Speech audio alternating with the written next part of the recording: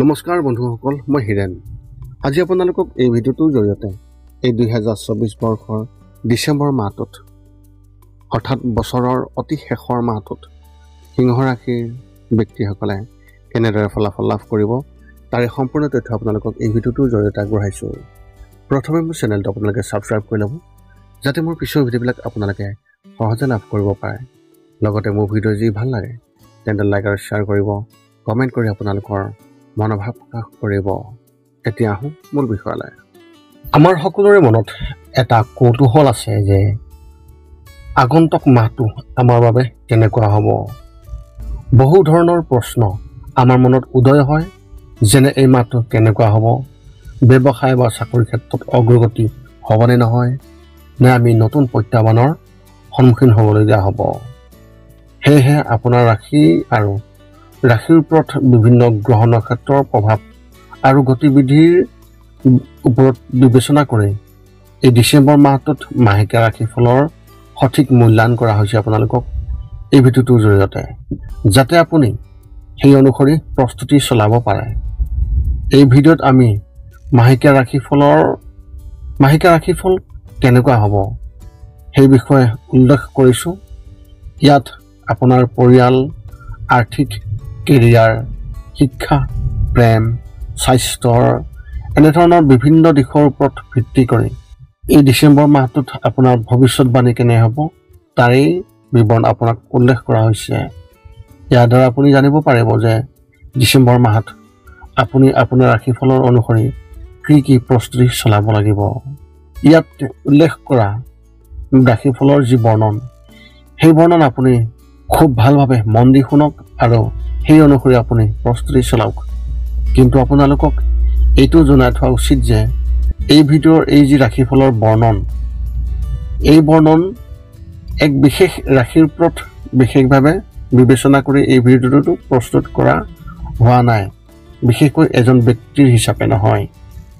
ইয়াত ৰাশিৰ ওপৰত যি ফলাফল প্ৰভাৱ পৰিব তাৰে বৰ্ণন উল্লেখ কৰা হৈছে।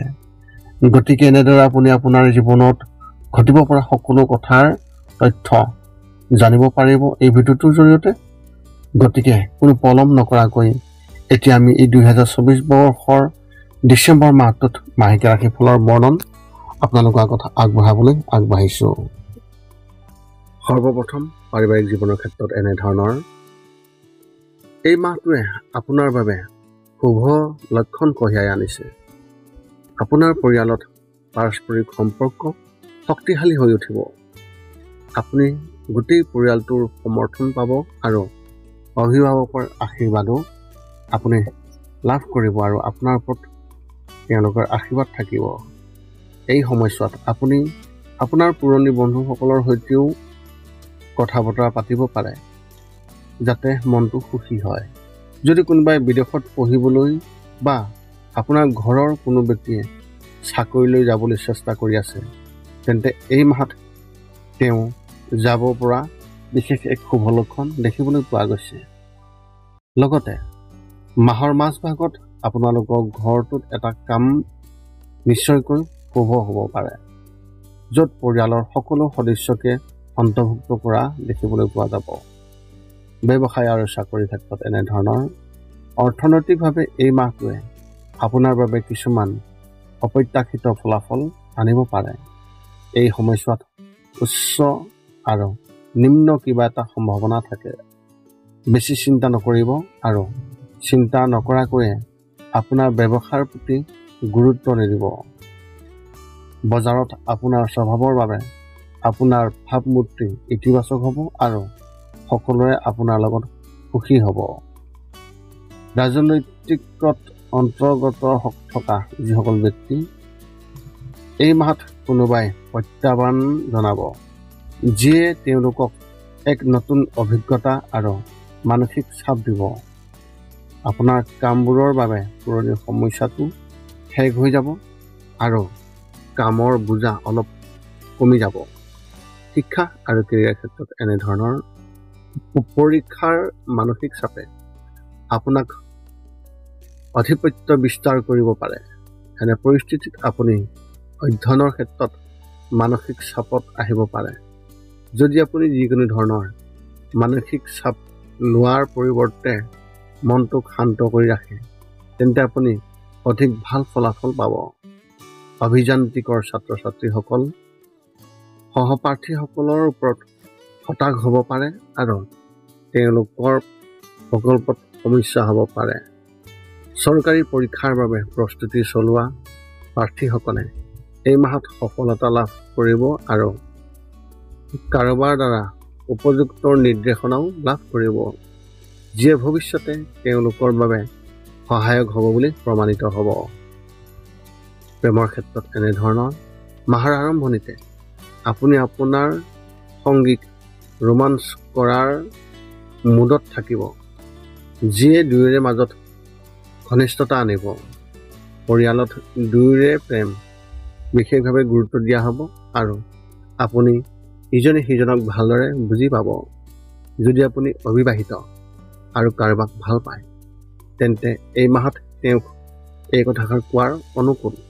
এনে পৰিস্থিতিত তেওঁলোকৰ লগত মুকলিকৈ কথা পাতক আৰু আপোনাৰ মনৰ কথাটো আপুনি কৈ দিয়ক। যদি আপোনাৰ বিবাহ কৰাৰ কথা ওলাইছে তেন্তে এই মাহত আগবাঢ়ি যোৱাৰ সম্ভাৱনা আছে।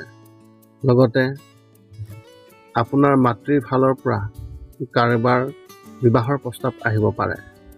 স্বাস্থ্যৰ ক্ষেত্ৰত এনেধৰণৰ মাহৰ দ্বিতীয় সপ্তাহটো অতি গুৰুত্বপূৰ্ণ, কাৰণ এই সময়ছোৱাত আপুনি স্বাস্থ্যজনিত সমস্যাৰ সন্মুখীন হ'ব পাৰে। কামৰ বোজা ইমানে নহ'ব, কিন্তু আন কিছুমান চিন্তাক ঘেৰি ধৰিব পাৰে। এনে পৰিস্থিতিত মানসিক চাপ বৃদ্ধি পোৱাৰ সম্ভাৱনা অত্যন্ত প্ৰবল। অৱশ্যে তৃতীয় সপ্তাহলৈকে পৰিস্থিতি আপোনাৰ পক্ষত থাকিব আৰু আপুনি আগৰ তুলনাত অধিক সুস্থ অনুভৱ কৰিব। এনে পৰিস্থিতিত যদি আপুনি ৰাতিপুৱা বা গধূলি ব্যায়াম কৰাৰ অভ্যাস গঢ়ি তোলে তেন্তে আপোনাৰ বাবে অতি ভাল হ'ব। আপোনাৰ এই মাহত শুভ সংখ্যা হিচাপে 6 আৰু শুভ ৰং হিচাপে আপুনি এই মাহত মেৰুন ৰং ব্যৱহাৰ কৰিব পাৰে। সিংহ ৰাশি ব্যক্তিসকলৰ বাবে এক বিশেষ তথ্য, এই মাহত কিছুমান কামত অভূতপূৰ্ব সফলতা পাব পাৰে, কিন্তু অহমিকা আহিব পাৰে। আপুনি আপোনাৰ ইগোক এনেকুৱা এটা পৰিস্থিতিত নিব, পিছত আপুনি অনুশোচনা কৰিবলগীয়া হ'ব। তাৰ বাবে আপুনি আপোনাৰ ইগোক আধিপত্য বিস্তাৰ কৰিবলৈ নিদিব। সেইবাবে যিকোনো কথা কোৱাৰ আগতে ভালকৈ বিবেচনা কৰক। এই মাহৰ ৰাশিফলৰ বৰ্ণন জনাৰ পিছতো কেইটামান কথা মনত ৰাখিব লাগিব। যিকেইটা কাম কৰিলে আপুনি শাৰীৰিক আৰু মানসিকভাৱে আপুনি অতি সুস্থ হৈ থাকিব আৰু লগতে আহিব লগা সংকট খুব সহজে দূৰ কৰাত সহায়ক হ'ব। এই 5টা নিয়ম এনেধৰণৰ। 1 নম্বৰ, শৰীৰটো সুস্থ কৰি ৰাখিবলৈ দৈনিক যোগাসন কৰক, য'ত মূলতঃ 10 মিনিট ওমকাৰ মন্ত্ৰ, 10 মিনিট কপালভাতি আৰু 10 মিনিট অনুলোম বিলোম এই যোগাসন জপ কৰিব লাগিব।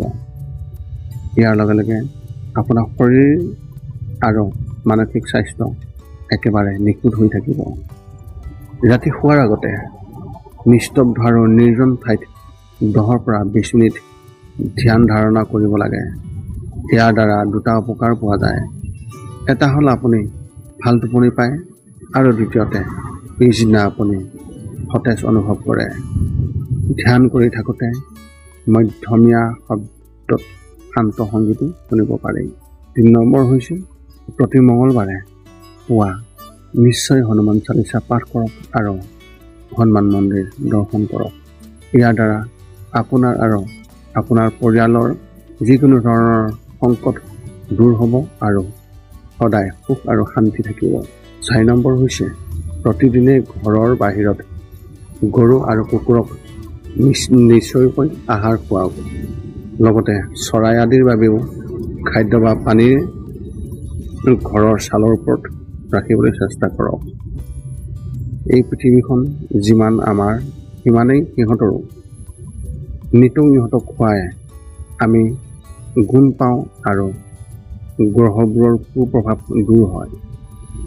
মাজে মাজে চৌপাশৰ দুখীয়াসকলক উপযুক্তভাৱে সহায় কৰক আৰু ভোকাতুৰক আপুনি খুৱাবলৈ চেষ্টা কৰক।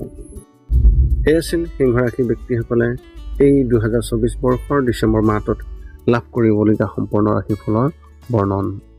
যদি আপোনাৰ মনত এতিয়াও জ্যোতিষ সম্বন্ধীয় কিবা প্ৰশ্ন উদয় হৈছে, তেন্তে সেই প্ৰশ্নৰ উত্তৰ জানিবলৈ আপোনালোকে এই ভিডিঅ'ৰ তলত কমেণ্ট কৰি আমাক জনাওক, আৰু আমি আপোনালোকৰ সেই প্ৰশ্নৰ উত্তৰ অতি সোনকালে দিবলৈ সকলো সময়তে সাজু আছোঁ।